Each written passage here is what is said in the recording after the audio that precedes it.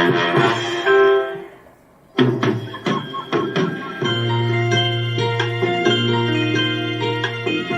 can light the world up with a word. We can take a nothing day and brighten it up with a tale unheard. 'Cause we're learning and knowing and growing, with welcoming words overflowing, you know it. Come along with me, let's read together. Come along, let's see what's new together. Come join us in the welcome word. Come join us in the welcome word.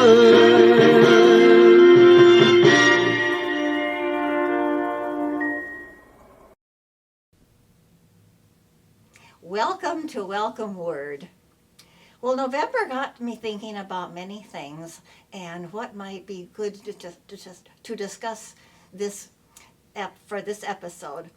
And as I looked around the library, I noticed that there were very few books written by Native Americans and indigenous community. And since we have such a rich community of indigenous and Native American people, I decided let's do it, and it would be perfect. And I found some wonderful books for you. I'm going to start with children's books. The first book is called Rabbit Snow Dance, and it's written by two brothers, James and Joseph Brubach, and they have written so many wonderful stories for explaining fun things to children. And this happens to be about a rabbit started out having a very beautiful long tail, but his avarice or his greediness had him actually lose his tail, and that's why a rabbit has a very small tail. The second book is probably best for young people between first and third grade. And it is written by an Indian author, and she is called JoJo McCombs. And JoJo McCombs lives on a reservation. She goes to school. She's in first grade, and you'll find out fun things about her, and she's really kind of humorous and mischievous. If you enjoy JoJo, there are many books about her. Then I wanted to take a look at Louise Erdrich's books. Louise Erdrich, you know, is a prolific Minnesota Native author. But did you know that she has also a bookstore in the Lake of the Isles area in Minneapolis? And she's written books about a young girl. And I would liken these books probably to the Little House on the Prairie books, only from a little Native American girl's side. Now, this is the first in her series, but Louise has written many, and they would be perfect to read together as a family or as a parent and child. The next book I have for children is In the Footsteps of Crazy Horse. Now, this is a book that is historical fiction, and it's about a story about a young boy that goes to visit his grandpa during the summer months, and they decide to take a tour in a car. And so the boy says, "Grandpa, can you tell me more about Little Horse?" And Grandpa said, "Why, yes, I can."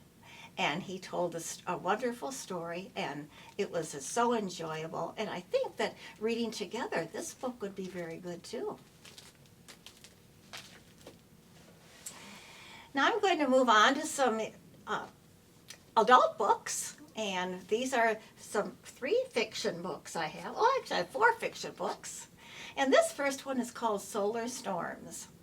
It did win a Colorado Book Award of the Year, and I loved it. It was about the story of a teenage girl whose mother could no longer take care of her, so she sent her to live with her grandmother.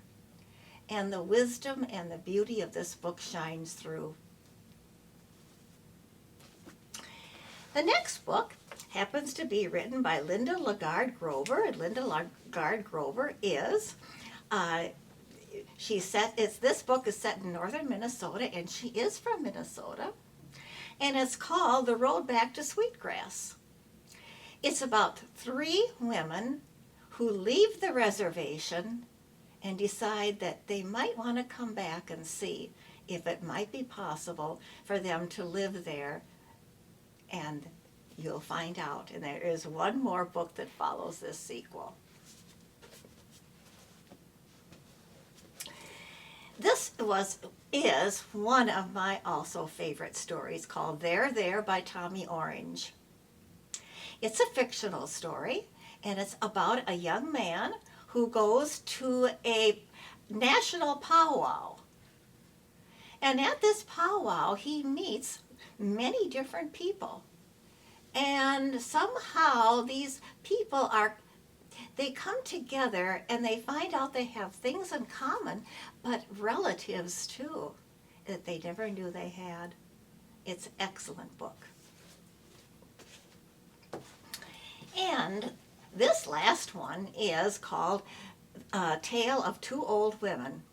It's a very short book, and you can sit down and read it in just one sitting.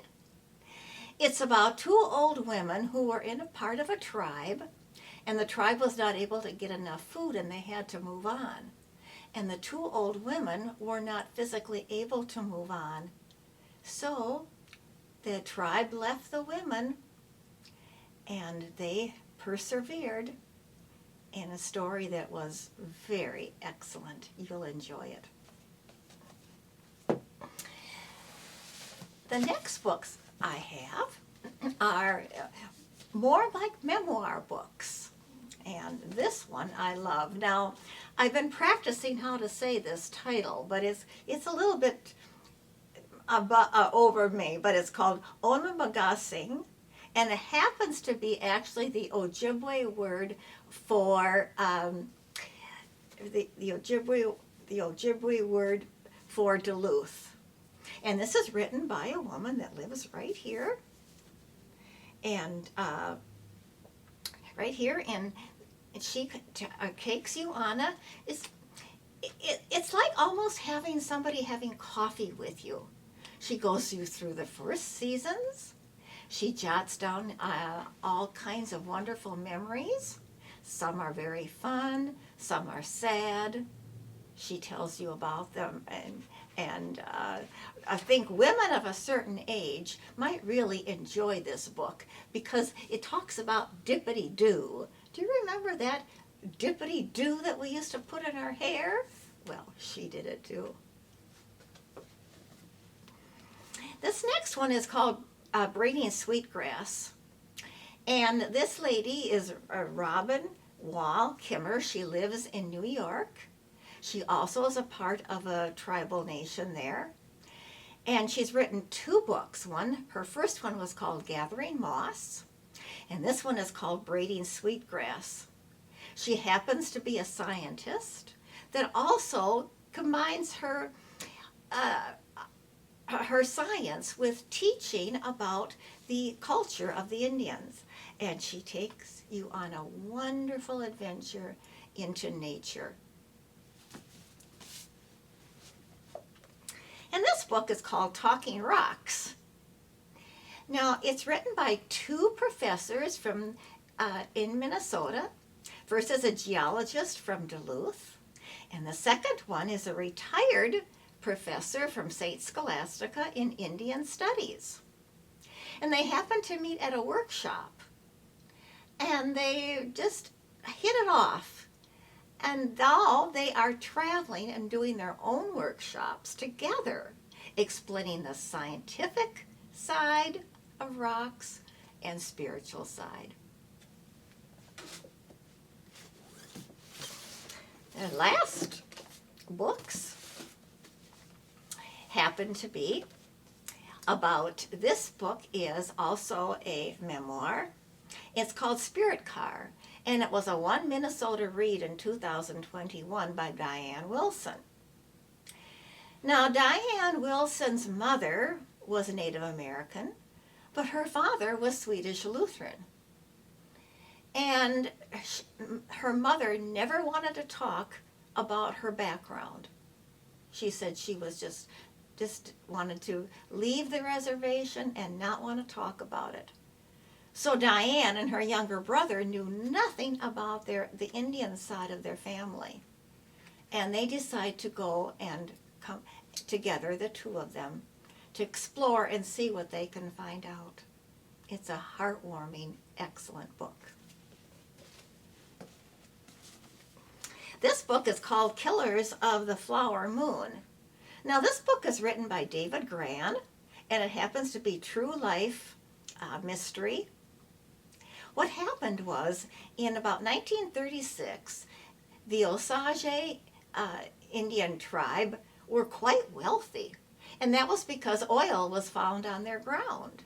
And so they just had all this wealth, and it was going so very well for them, until some of the members of the tribe were either killed or poisoned, but nobody knew why and what happened.